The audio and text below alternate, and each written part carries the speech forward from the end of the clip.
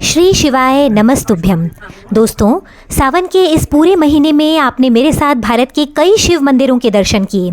आज मैं आपको कच्छ के एक ऐसे मंदिर में ले चलती हूँ जिसका इतिहास पांडवों से भी पुराना है, क्योंकि कहा जाता है कि पांडवों ने भी अपने अज्ञातवास के दौरान इस मंदिर के दर्शन किए थे।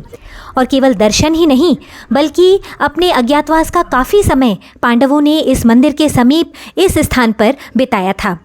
यहीं पास ही में पांडव कुंड भी है, जो इस बात की पुष्टि करता है कि इस मंदिर और इस स्थान का इतिहास पांडवों से भी पुराना है।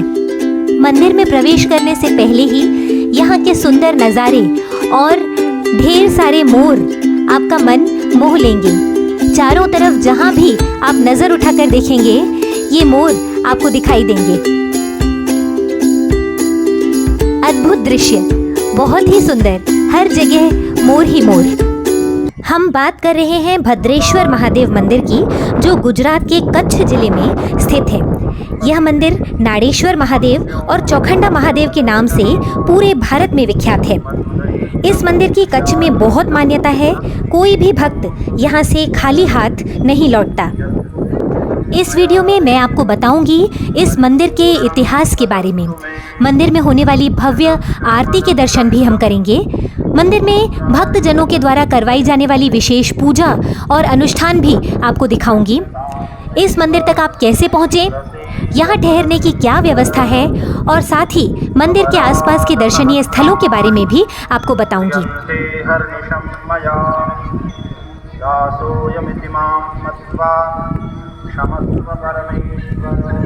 मंदिर से जुड़ी सभी महत्वपूर्ण जानकारियों के लिए और भगवान भोलेनाथ के अद्भुत और दुर्लभ दर्शन करने के लिए वीडियो को अंत तक पूरा देखें। एक विशाल क्षेत्र में फैले मंदिर परिसर और सुंदर देहरी को पार करके हम खड़े हैं श्री नाड़ेश्वर महादेव मंदिर चौखंडा भद्रेश्वर के समक्ष। पर भगवान भोलेनाथ से मिलने से पहले उनके गणाधिपति नंदी भगवान से तो मिल लें।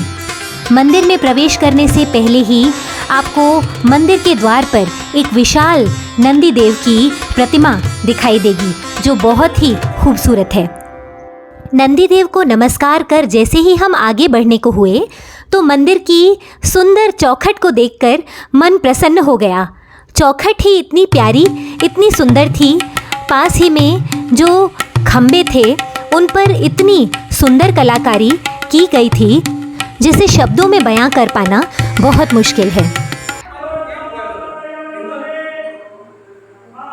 हम कितने सौभाग्यशाली हैं कि हमें भगवान भोलेनाथ की इस अद्भुत स्तुति और पूजा अर्चना को देखने का अवसर मिला। ये है वह गर्भगृह है जहाँ भगवान भोलेनाथ स्वयं साक्षात विराजमान है। भगवान भोलेनाथ का यह शिवलिंग कितना अप्रतिम, अद्वितीय और सुंदर लग रहा था।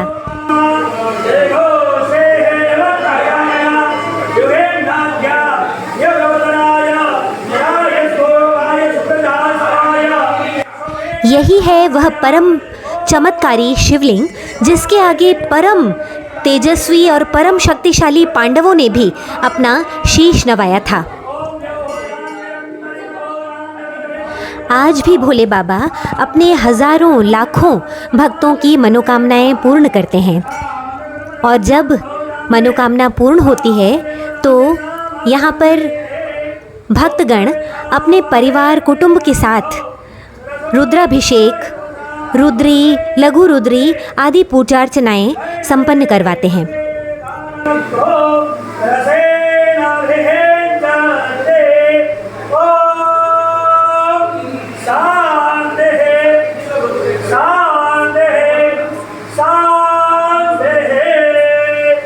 मंदिर का इतिहास प्राचीन होने के साथ ही साथ बहुत ही समृद्ध भी है। कहा जाता है कि आज से 5000 वर्ष पूर्व पांडवों द्वारा यह मंदिर निर्मित किया गया था। इस बात का कोई लिखित साक्ष्य तो नहीं, लेकिन पास ही में पांडव कुंड है, जिससे इस बात का अनुमान लगाया जा सकता है कि मंदिर की जड़ें पांडव काल तक फैली हैं और पांडवों से इस मंदिर का और इसके इतिहास का गहरा संबंध है। और अधिक जानने के लिए वर्षों से भगवान भोलेनाथ की सेवा में समर्पित पंडित योगेंद्र पुरी जी और श्री मुकेश जोशी जी से बात करने का हमें सौभाग्य प्राप्त हुआ। कच्छ के बहुत ही प्राचीन मंदिर भद्रेश्वर में हम लोग खड़े हैं। ये हमारा सौभाग्य है कि हमें बहुत ही अच्छे दर्शन यहाँ उपलब्ध हुए हैं।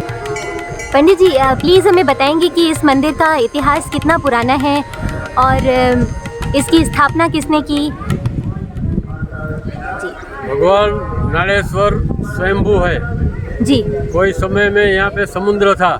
ओके। उस समुद्र की नाड़ में से महादेव जी प्रकट हुए। इसका 2500 साल का लिखित इतिहास है। ओके। और 5,500 साल पांडवों को हुआ, वो भी यहाँ पूजा करके गए। उससे पहले भी था। अच्छा।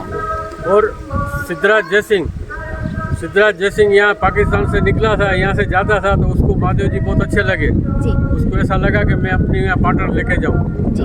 तो उसने थोड़ा खोदा, पर इसके सब वो पहाड़े निकली आई है। फिर उसने हाथ जोड़ के छोड़ दिया। फिर उसके लड़की ने यहाँ पे शिवालय बना के जी मंदिर को अर्पण किया। जी। हाँ। बहुत पुराना इतिहास है। हाँ। यहाँ पे पहले भद्रावती नगरी थी जी। बाद में उसका नाम भद्रेश्वर रहा। हाँ। लेकिन जब भद्रावती नगरी थी तब यहाँ पे 4 खंड से यहाँ पे कंट्री का व्यापार करने के लिए आते थे, तो 4 खंड का नाम से तो इसी वजह से इनका नाम चौखंडा महादेव मंदिर यहाँ था। टेकरी के ऊपर यहाँ पे देरी आपको दिखाई देती छोटी सी यहाँ पे। तो यहाँ एक ब्राह्मण थे, वो ब्राह्मण ने यहाँ पे कमल पूजा की थी। मतलब अपना सर काट के उन्होंने एक ही झटके में काट के यहाँ पे अर्पण किया था शिव को। वो हमारे पूर्वज थे। ये फोरफादर्स हमारे थे। मंदिर के बिल्कुल सामने हमने वो देहरी भी देखी जहाँ पर श्री मुकेश जी के पूर्वज श्री शिवदास जी ने अपना शीश अर्पण किया था। इतिहास के साथ साथ श्री मुकेश जी ने हमें बताया कि मंदिर अब एक कुशल ट्रस्ट की देखरेख में है, जिसके प्रेसिडेंट मिस्टर भूपेंद्र सिंह जडेजा जी हैं। इनसे ये प्रमुख है। आपसे मिलकर बहुत ही अच्छा लगा। मंदिर के इतिहास के बारे में जानते हैं। तो प्लीज़ आप भी कुछ बताना चाहेंगे कि इस मंदिर के लिए आप जो बताना था हमारे इतिहास के बारे में वो तो बता दिया हमारे मैनेजर ने, हमारे पुजारी जी ने। हमारे पास ऑलरेडी उसका एविडेंस है। ये 1000 साल पहले का ये शिलालेख हाँ शिलालेख है। इतना तो हमारे पास है। ये इतना मतलब पुराना है शिलालेख है। वो 1000 साल का। हाँ तभी फर्स्ट रेनोवेशन हुआ था यहाँ पे। यस। अच्छा। उससे पहले तो कब था किसी को, क्योंकि ये स्वयं इससे पहले कच्छ के महाराजा ने भी इसका जीर्णोद्धार किया था।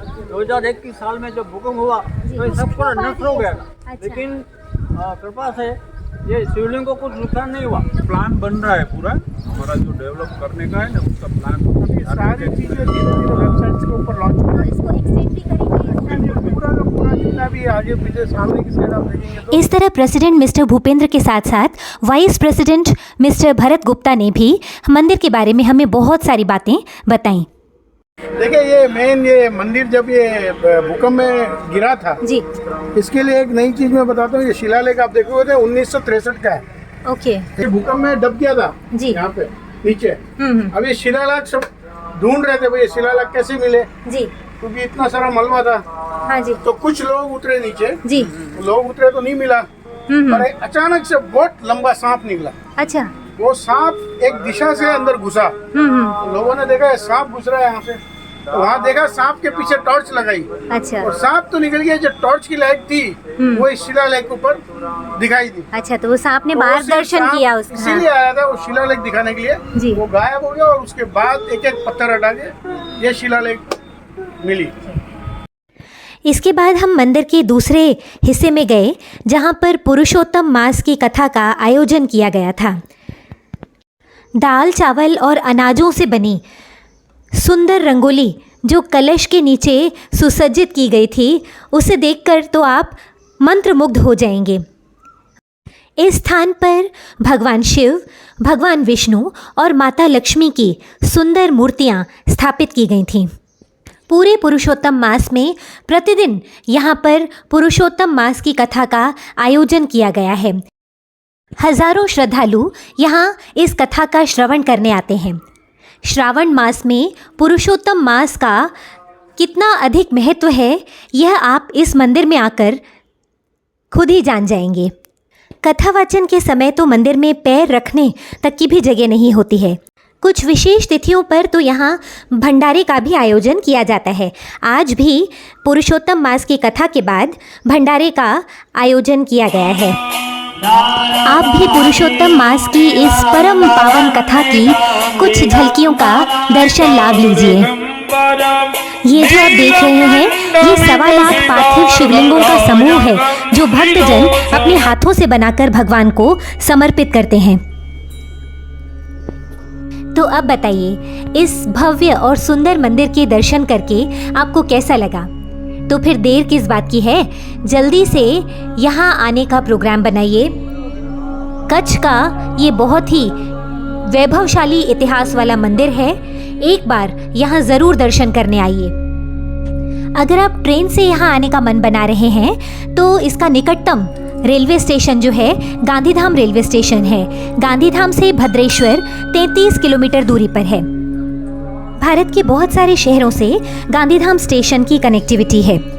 गांधीधाम से भद्रेश्वर पहुंचने में आपको मात्र 40 से 45 मिनट लगते हैं और आप पब्लिक या प्राइवेट ट्रांसपोर्ट से बहुत आसानी से यहाँ पहुंच सकते हैं। रेलवे स्टेशन से बस स्टैंड भी पास ही में है, जहाँ से आप GSRTC की बसेस भी ले सकते हैं या फिर प्राइवेट बसेस बेस्ट ऑप्शन है। और अगर आप हवाई मार्ग से यहाँ आना चाहते हैं तो भद्रेश्वर का निकटतम एयरपोर्ट जो है वो कांडला एयरपोर्ट या गांधीधाम एयरपोर्ट है। गांधीधाम आकर आप 2 स्टार से लेकर 5 स्टार होटल में अपने बजट के हिसाब से बहुत ही सुविधाजनक रूम्स बुक करा सकते हैं। इस मंदिर में आकर आपको इतनी शांति मिलेगी कि आपको यहाँ से जाने का मन ही नहीं करेगा। इसके बाद मिस्टर भरत गुप्ता हमें मुख्य मंदिर के पास एक कक्ष में लेकर गए, जहाँ पर भगवान शिव की एक प्राचीन मूर्ति विद्यमान थी। उन्होंने हमें बताया कि यह मूर्ति भूकंप के समय में दब गई थी, जिसे बाहर निकाला गया था। पर इस मूर्ति में इतनी शक्ति है कि जिसके कारण इस पूरे कक्ष में एक अद्भुत शांति है, जहां आराम से मेडिटेशन किया जा सकता है। मंदिर का मेन रास्ता था, गाँव से लोग ऐसे आते थे मंदिर में। गाँव के जो लोग थे ना पुराने जमाने में, ये मेन रोड, ये मेन था मंदिर। तभी ये वाला पावर प्लांट नहीं था तभी। जी आइए। और इस तरह हमने मंदिर के प्राचीन द्वार के भी दर्शन किए, जहां से भक्तगण आया जाया करते थे।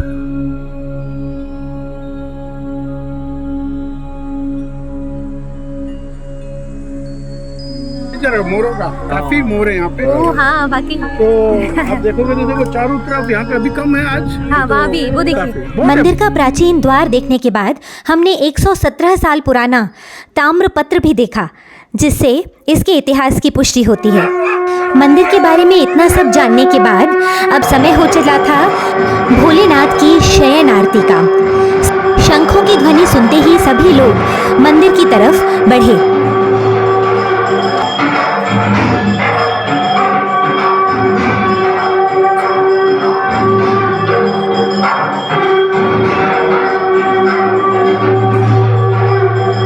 आप भी इस भव्य आरती के दर्शन करिए, आपका मन प्रफुल्लित हो उठेगा।